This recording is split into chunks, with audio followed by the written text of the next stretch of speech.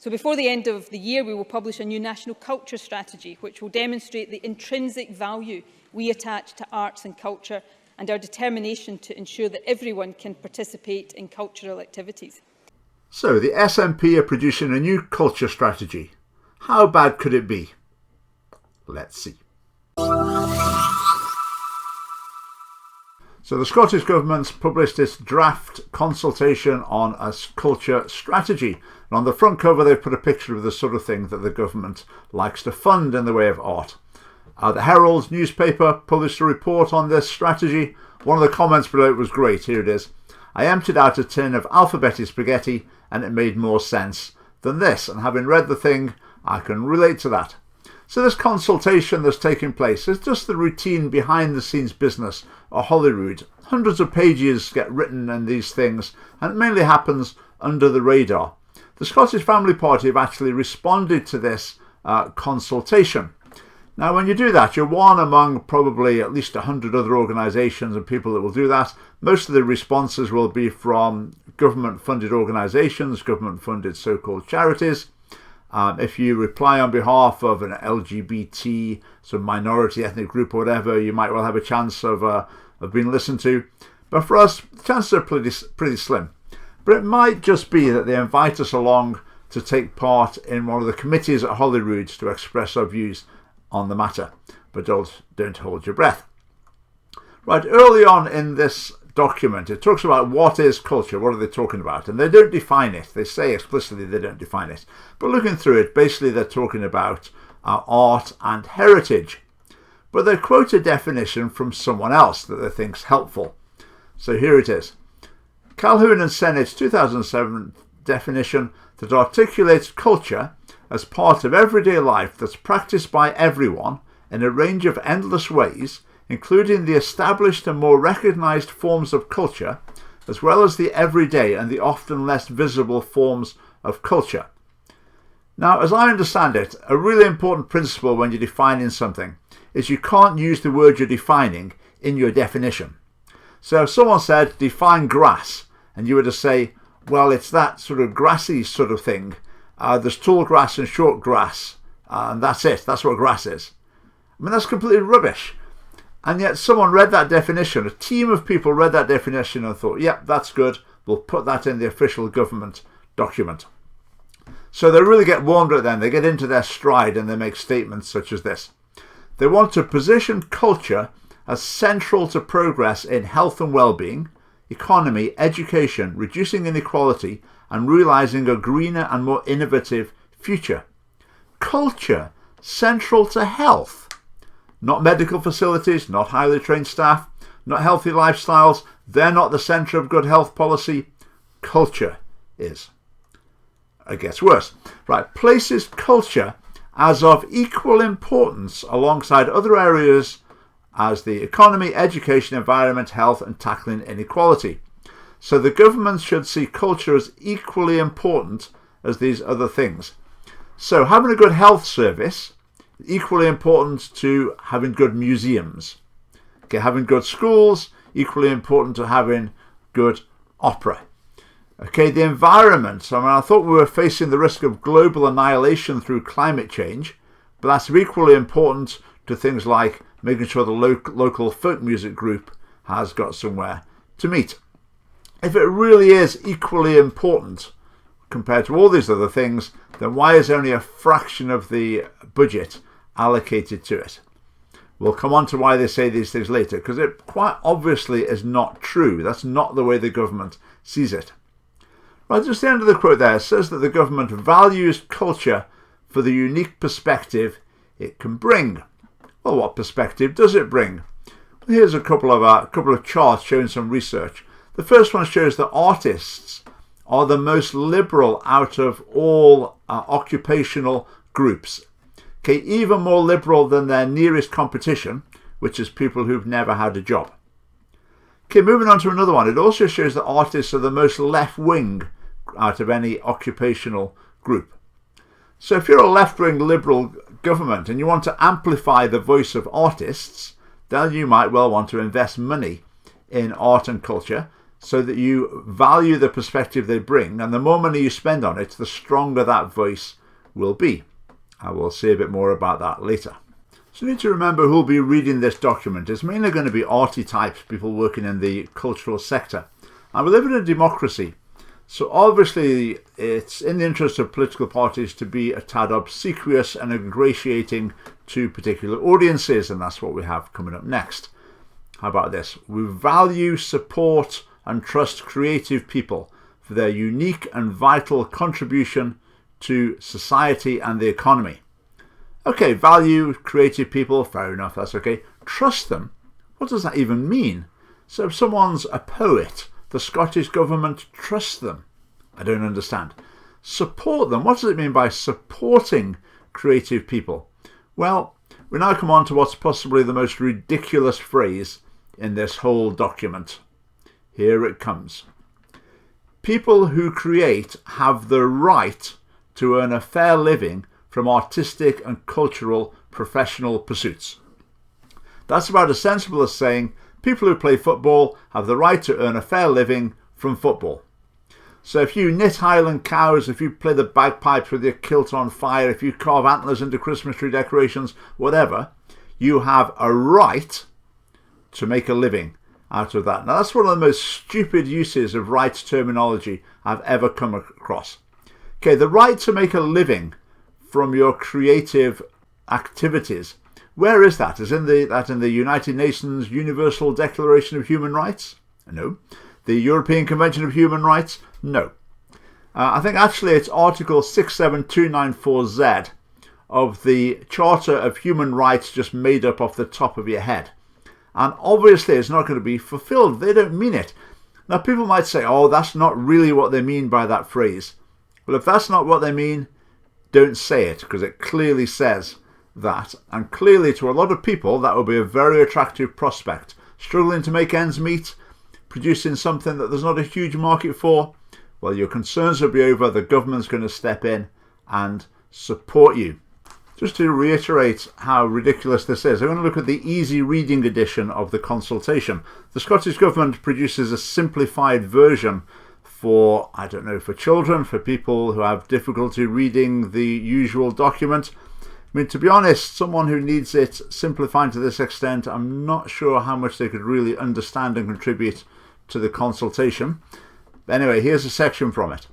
People who want to be artists or designers have the right to make a fair wage from their work. These careers should be open to everyone. There's not people who are good at it. Anyone who wants to be an artist or a designer has the right to make a fair wage from their work. Some report that a freelance career can be unsustainable over a long period of time without some other means of support, with many juggling multiple jobs as well as caring responsibilities. Now, I think it's a fact that most people would probably rather do something else than the job that they were doing in an ideal world, but they can't make a living out of that other thing. So it remains a hobby or a part-time job. And that's why there's always oversupply in the creative market. Lots of people would like to be doing that sort of thing. They've got some sort of talent in it. They really enjoy it. But the market isn't there for what they produce. I mean, that's why if you want a plumber to fix your leaky shower, you might find it quite difficult to get one. If you want a painting of a Highland scene, there's never going to be a shortage of those. But if you're producing something cultural, the Scottish Government is promising to step in and sustain your little business, if you like. How are they going to do that? Are they going to just buy your paintings? Are they going to give you a grant to be at home painting pictures that there isn't really a market for? It's not entirely specific on that point.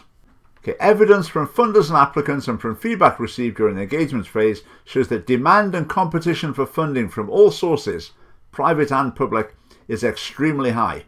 Well, surprise, surprise, if you hand money out, you normally get a long line of people waiting. So we've given the alphabetic spaghetti a stir. Let's see what floats out next. There is no one story of culture in or from Scotland, and each individual and community contributes to and shapes their own culture and society more broadly. Well, there is one story of culture in Scotland. Okay, that story might involve influences from outside Scotland, influences within Scotland, but why can there not be one story of the development of culture in Scotland. I don't get that. Each individual shapes their own culture. Remember, by culture there I mean in art and heritage. So shape your own heritage.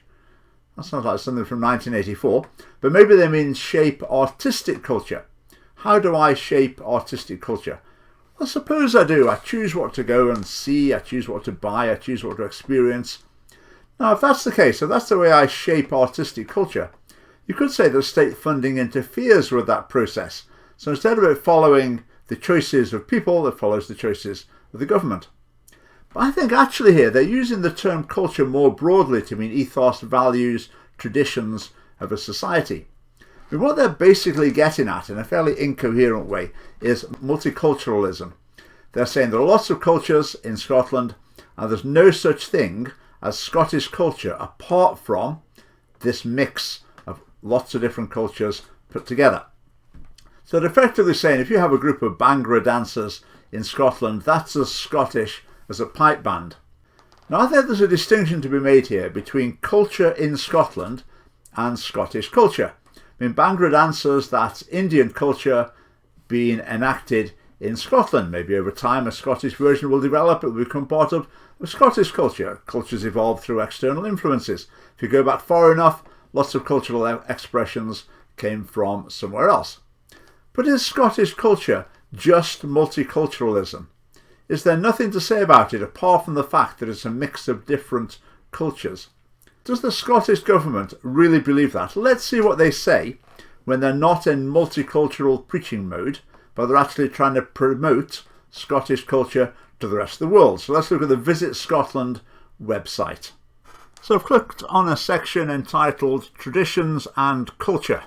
So here we go. We have a pipe band, we have haggis, we have Highland dress, Cayleys, Robert Burns, Highland games. So why do they contort themselves into such a tangle to avoid saying that some cultural genres are more Scottish than others? Well, I think the reason is that they think it's necessary in order to be nice to immigrants.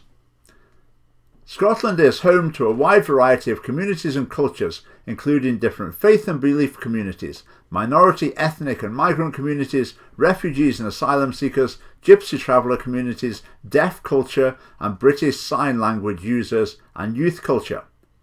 Now the Scottish Government's very keen on communities. I sometimes wonder what communities I'm in. Well, I'm involved in a church, I know people there, I've got friends there, and that would be a community that would support me as well. But apart from that, what am I in? I ride a bike. Does that mean I'm part of the cycling community? Am I part of the classical music community? Am I part of the middle-aged white community? Am I part of the bald community? The English immigrant community? Well, no. I've got friends, I've got family, I've got colleagues, I've got neighbours. But that's not based on what I am. It's based on the people with whom I have some sort of relationship. But the Scottish Government prefers the identity politics multicultural approach in which you're primarily identified as part of a subgroup of society rather than as just being Scottish, as being part of one shared culture, one big community. Positive net migration is the main reason Scotland's population is increasing, whilst natural change, births minus deaths, has not contributed to Scotland's population growth in the last 10 years. This dependence on migration for population growth draws further attention to the challenges and uncertainties that Scotland faces in the light of Brexit and changes to UK immigration policy which are likely to have serious implications in the future. It also talks about the implications of the UK government's decision to leave the EU. The UK government's decision to leave the EU, they just went ahead and decided on their own, didn't they? How can anyone write that in a government document and expect to be taken seriously? Anyway, right, so they're saying that mass immigration is necessary to the future of Scotland. Not necessary to fill particular skills gaps, it's necessary for demographic reasons, so that immigrants are going to need to make up a substantial portion of the population so that Scotland can sustain itself. Now, we would argue that there are other ways of looking at that in terms of increasing birth rates, but that's the direction that the Scottish Government is set on pursuing.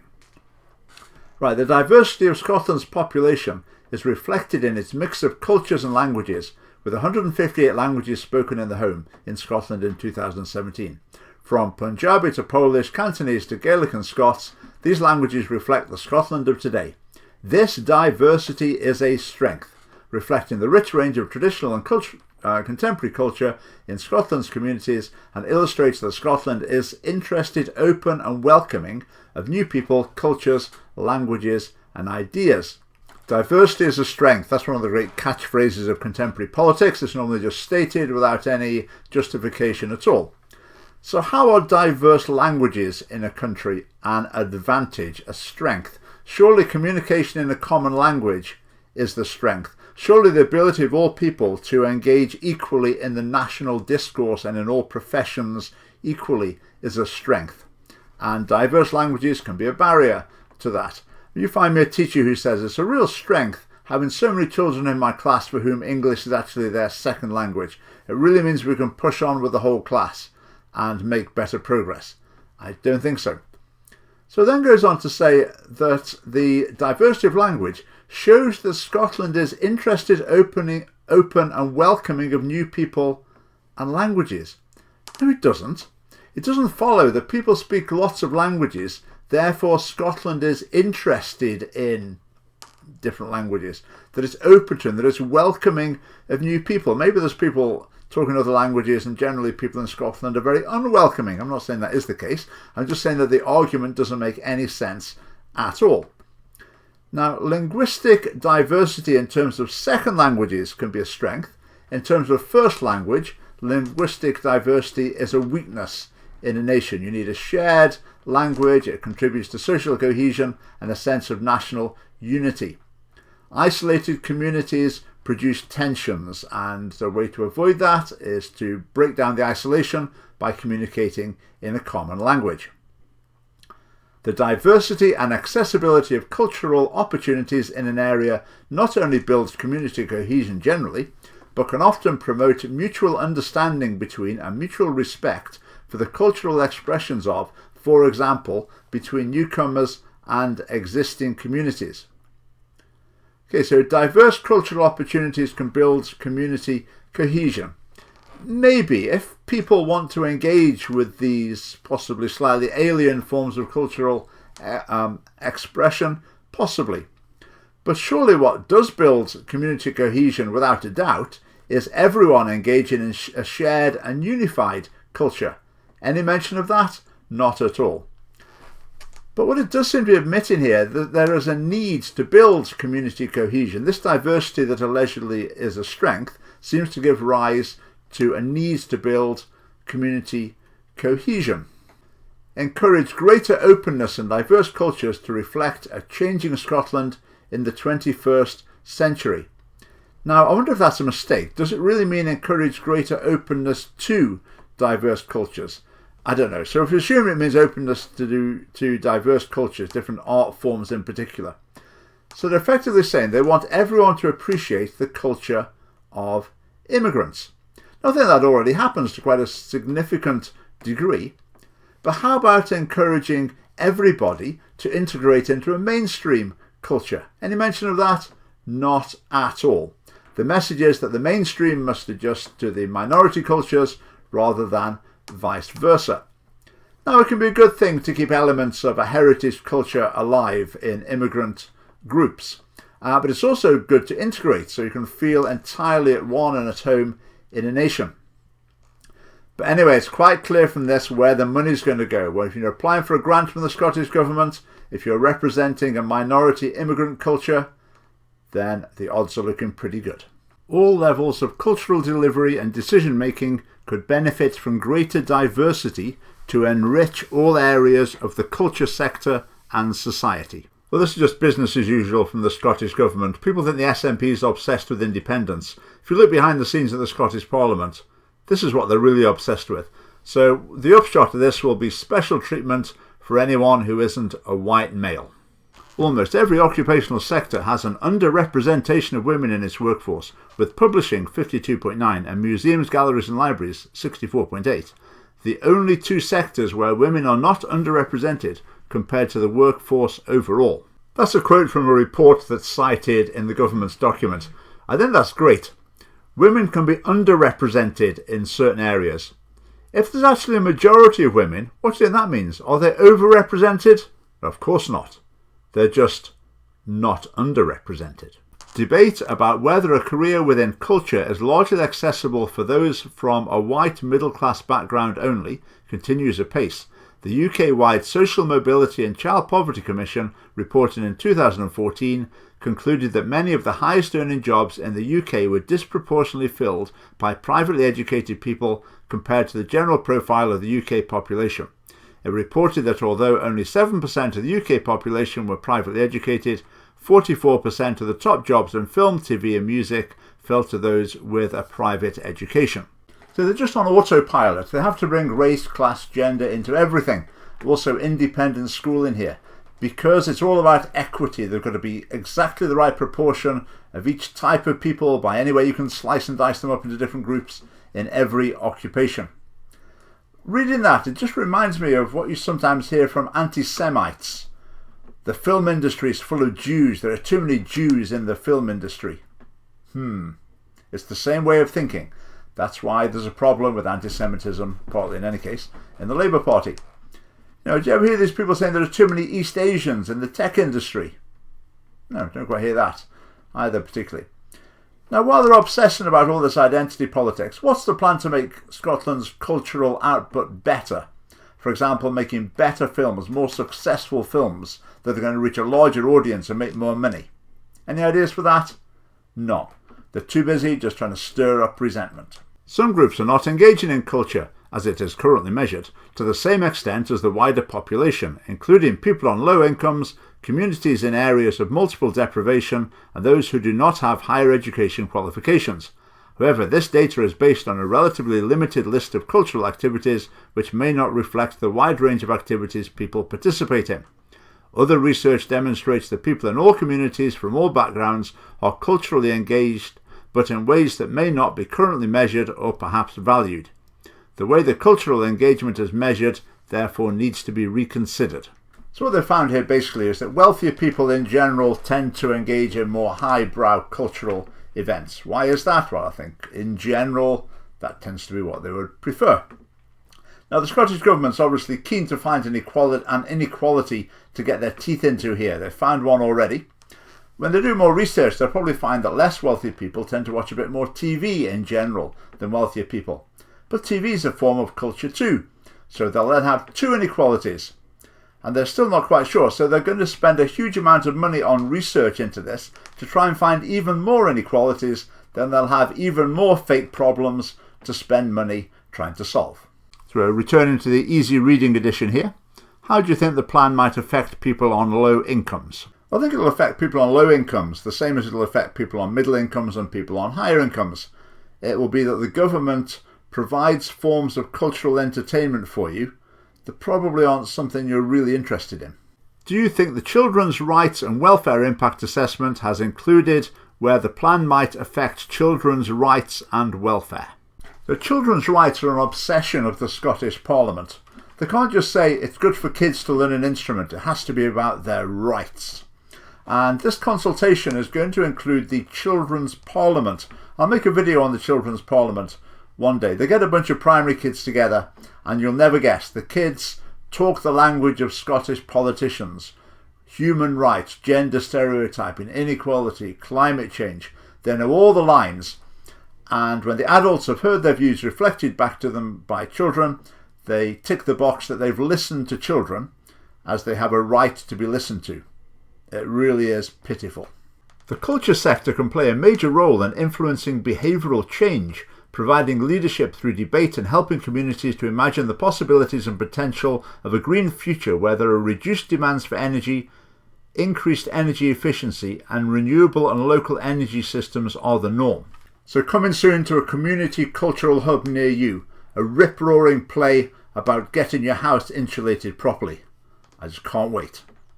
Now, the Scottish Government here, at least they've been open. They're saying they're going to use taxpayers' money to fund artists to promote the government's message. And this will pass through Holyrood without any opposition party batting an eyelid. We've looked at the easy reading version of the consultation a couple of times. We've got one more section to look at. Now, if you imagine this is for people who really struggle reading the usual document and they need it with little pictures by the side and tick boxes, really sort of primary school level, I would say. How do you think people like that are going to cope with this question?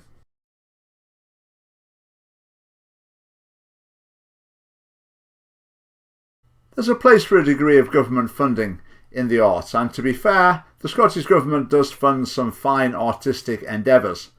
There have been some pretty grave mistakes as well. For example, when taxpayers' money was used to fund a workshop about how to make pornographic films.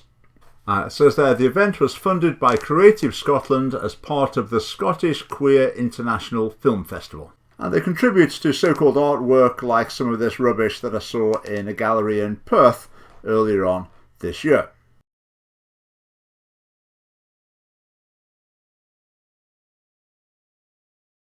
For the Scottish Family Party, art and culture isn't a social engineering project. This is what our policy says about it. It says where government funding is provided for the arts, priority should be given to the beautiful, the uplifting and the accessible. That's the first thing we want to say about that. And yet there's no statement remotely like that anywhere in the 56 pages of the government's consultation. Okay, thanks for watching. We are a political party. You can look at our website and join us. Do follow us on Facebook, and also obviously do please subscribe to us on YouTube. Okay, thanks for watching.